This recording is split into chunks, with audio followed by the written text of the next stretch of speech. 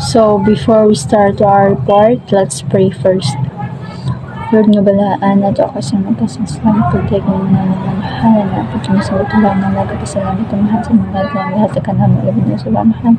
Kami nagkahangi amahan na santan kami magasuo sa mga report naman ay kamagi o mga panalangin ka na maya kami pasagdi inusap sa magkapamilya amahan na o di ka maghatag ko learning ka na amahan na tina ilang magamit amahan. O itong pamangwala nilutok sa mga balat na kanakabalatan na nakit ng gisali ko pasalamat ang maghihamot sa mga ni Jesus Santos ang luwas. Amen. Good morning, classmates. Good morning, ma'am. My name is Linux Caronio from Sibagat, Agusan del Sur. I'm 20 years old. My topic is function of art. An inquiry of the function of art as an inquiry. So, pag may tag-inquiry, and nangutanay kibali ba ka ng ay gusto ko ng mga pangutana na siya. Example, what are the Rizal monument for? So, para na kang Dr. Jose Rizal, kanabitang salonita niya. Nakapungutan na ta nga, anong kanaman, kanong inginaana ba, halan ninduto, anong kanaman yung gibuhat. So, para sa kuha, anong nabuhat to niya sa mga artist kay tungod kay motoy paraan para si Dr. Jose Rizales atong madumduman. So, inginaana siya. Architecture and applies art. The value of art is question lays the practical benefits are gained from the obviously made for specific purpose. So, pag kini mga architecture, so nadyo iba nga ka ng mga 3D bitaw nga design silang balay kini ginana ba na iba nga ka ng nindot kay ba makaporma ka ng grabe jud ka nagmidod siya ka ng mga architect man ano may ginana. So makita man sa picture siguro na ako i-send nga PPT, so na dito ang picture ani dito sa architecture and applies art na dito ang mga picture. Painting and literatures. One can look at the value of the product art in and for itself.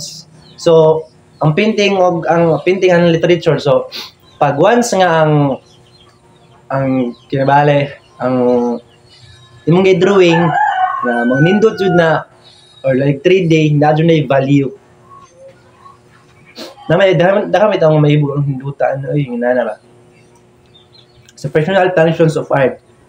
The personal function of art are varied and highly subjective functions depend of the artists who create the art.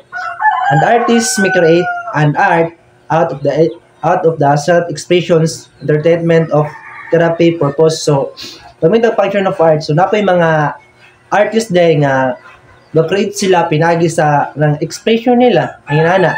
O napoy ibang mga artists nga ma-board sila, layon sila silang balay. So, mo man ay kaning way nga usap sa kawi sa tao nga pag board ang tao, muna ilang kalingawan ng mga pag-drawing. So, mara taong topics. So, daghang salamat. Magandang araw. This is my assigned topic, physical function of art. The physical function of art can be found in artworks that crafted in order to serve some physical purposes. So when we say physical, mao ni siya ang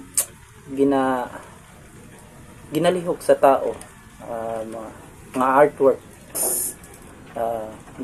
artworks and then crafted siya to physical purposes. So here's some example of physical functions of arts. First is architecture, crafts, interior design, and industrial design. So architecture is building provide shelter, protection, and space from living, working, or gathering. So architecture is mao ni siya ang manang provide of shelter nga para makaprotect og sa space. And then sa crafts is mo siya jewelry making, welding. So jewelry, so kanang ginabuhat sa tao bitaw nga singsing, mga mga kwintas, mao na siya ang ginakuan sa. Then woodworking, apil gihapon siya sa crafts. So interior design, this field focuses on creating functional and aesthetically pleasing object space within building. Then industrial design, this involves designing everyday objects like cars, appliances, and furnitures, balancing form and functions. So malang to ako, and God bless. Hi ma'am, I'm Sandy Barrios and I'm gonna tackle about my assigned topic, social function of arts. Art is considered to have a social function if and when it addresses a particular collective interest as opposed to a personal interest. Arts may convey message of protest, contestation, or whatever message the art intends his word to carry. So, example nga na is nakita niyo sa palibot, hindi na sa Philippines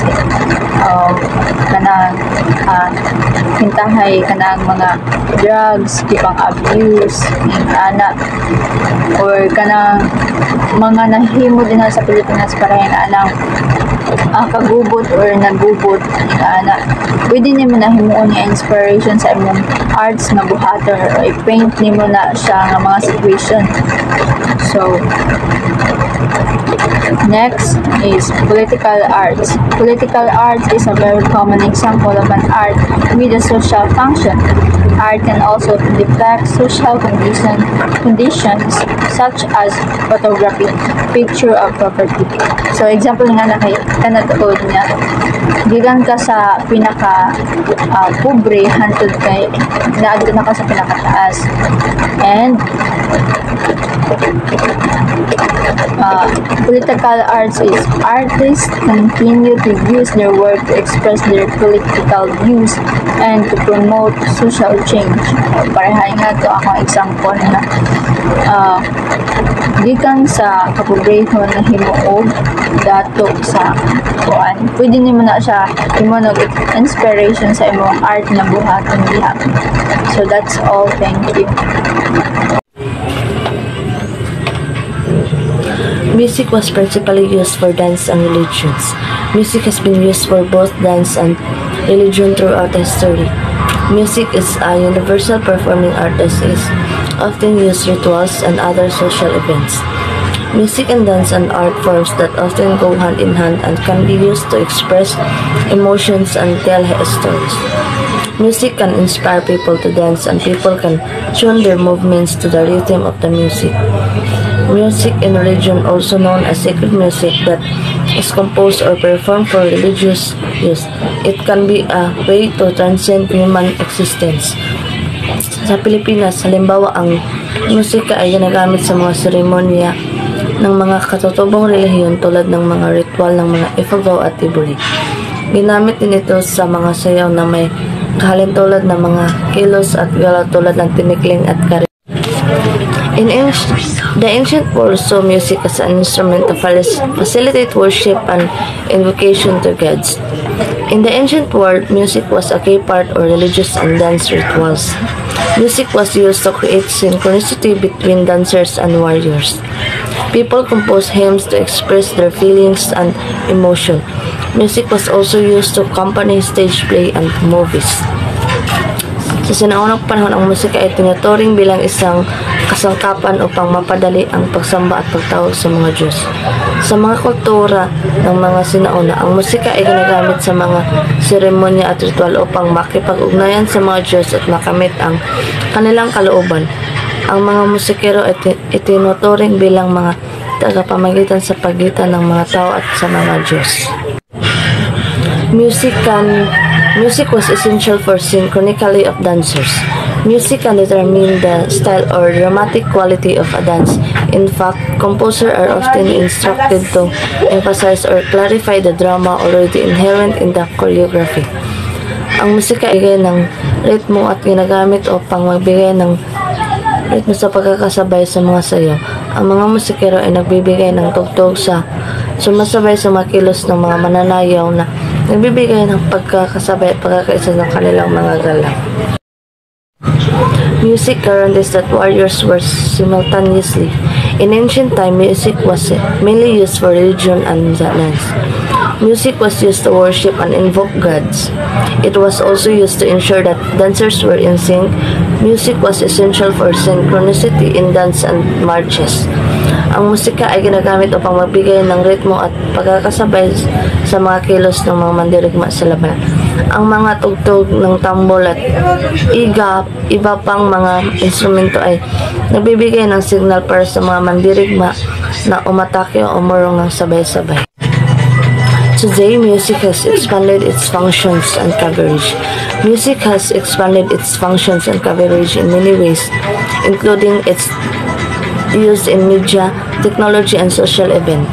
In media, music is used in many types of media, including soundtracks for TV shows, movies, video games, and operas.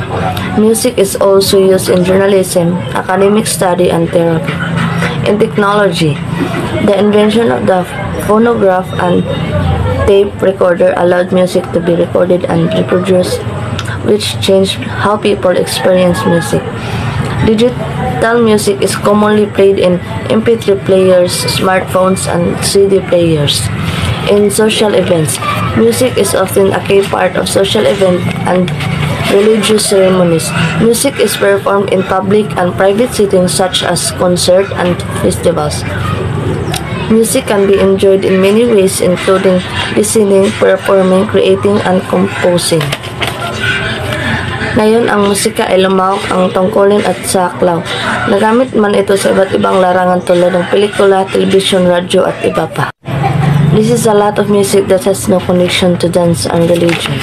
Music that has no connection to dance or religions are called secular music. Secular music refer to any music not composed for religious purposes. This category is quite broad, including everything from modern pop songs to the songs of early troubadours. Maraming musika ngayon na walang kaugnayan sa sayaw o relihiyon. Halimbawa, ang mga genre tulad ng rock, pop at hip-hop ay hindi direktang naugnay sa sayaw o religion. Example, serenade. People compose hymns to express feelings and emotion. Ang mga taga-compose ay gumagawa ng mga musika upang maipahayag ang kanilang mga nararamdaman tulad ng pag-ibig, kalungkutan o kasiyahan. Music is also used accomplishment to stage plays and motion pictures. Music can reveal the inner emotional life of a character, foreshadows a vicious attacks or budding love or comment on the action backstage. Ginagamit din ang musika upang magbigay ng emosyon, atmosfera at pagkakasabay sa mga eksena at pagtatanggal. Architecture may be the most prominent functional art. Unlike other forms of art, buildings take so much time to erect and destroy. One cannot dismiss taking into consideration the function of a building before construction. So, architecture mo isa ka importante nga example sa functional art nga nagius ang iyang beauty o practicality. Dili siya pareha sa ubang forms of art. Ang paghimo og paguba sa mga building nagkinahanglan siya og taas nga panahon. Mao nga importante jud ang paghuna-huna og pagplano adto sa sugdan ang construction. Og syempre di pud angay kalimtan og di pud angay baliwalaon ang kung unsay purpose sa building as siya ito construct or ito could. Sculptures have been made by man, most particularly for religion. In the Roman Catholic world, the employment of sculptures for religious purposes has remained vital, relevant, and symbolic. Rizal and Bonifacius monument and commemorative coins, Pope Francis. So, sculpture gihimo sa tao for religion purposes. Sa mga Roman Catholic, ang paggamit sa mga sculpture para sa relihiyoso nga pagsimba, nagpabilin siya nga importante, makabuluhan ug simbolik. Ug ang example ani is ang mga monumento nila Rizal ug Bonifacio. Ug ang commemorative coins parehas sa kang Pope Francis nga nagpakita sa pagpapahalaga ug paghinumdum sa mga importanteng tao ug panghitabo. It is also in architecture where one can find the intimate connection of function and form. So sa architecture, makita ang klaro nga connection sa anyo o gamit.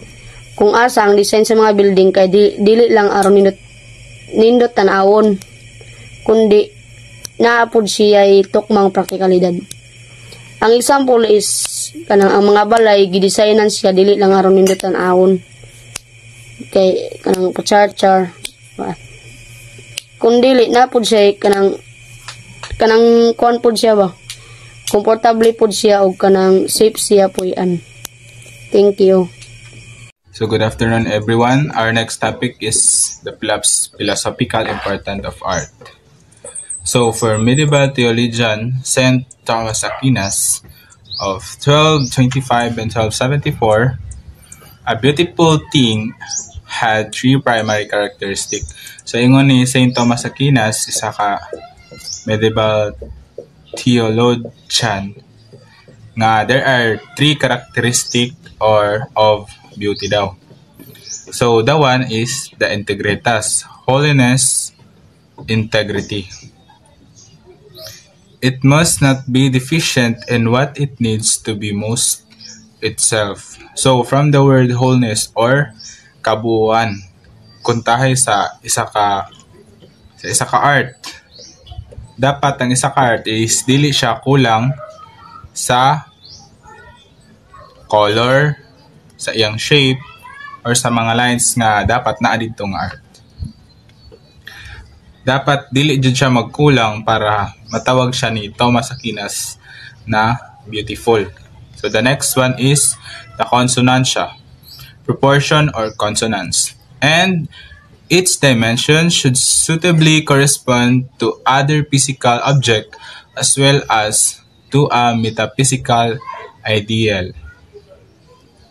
So, consonantia, dapat consonance ang iyahang mga parts or dapat pantay ang iyahang parts. Dili siya hiwi or dili siya kanang short. Dapat nadyo siya tama nga sukat. According to St. Thomas Aquinas para matawag siya og true beauty.